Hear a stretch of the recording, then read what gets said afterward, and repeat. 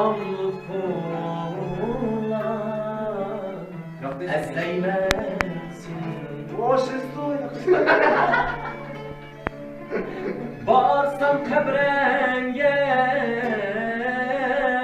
Yubuk yapayım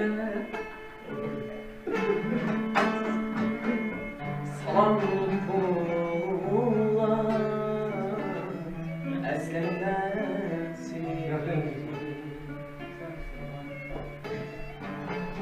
Barsam kabrenge Yubuk yapayım Kaysu yersin Aldı kuyuyen Ebremli şahit Elim surayme Kaysu yersin Aldı kuyuyen Ebremli şahit Altay proje şu.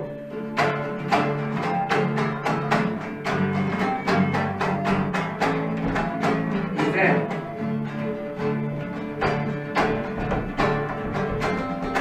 Haysun Ahmet sana saldık şerri Haysi dostum seni güler mi gel Yalancı Haysun Ahmet sana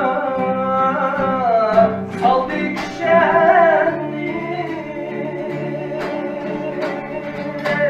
Haysi dostum seni güler mi geldi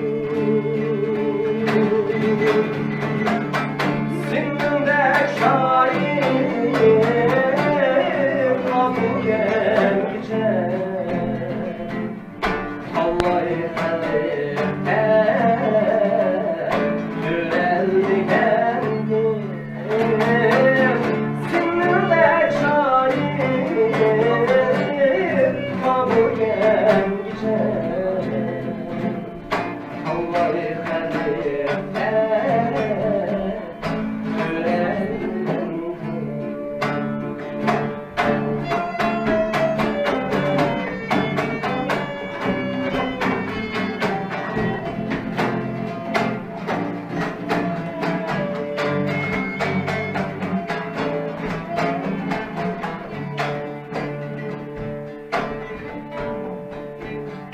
Acayip eyler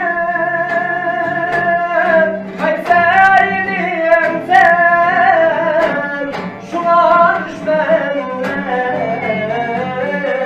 Küller mi geldi Rahmetli Acayip eyler Kayserini emsen Şuna düşmenle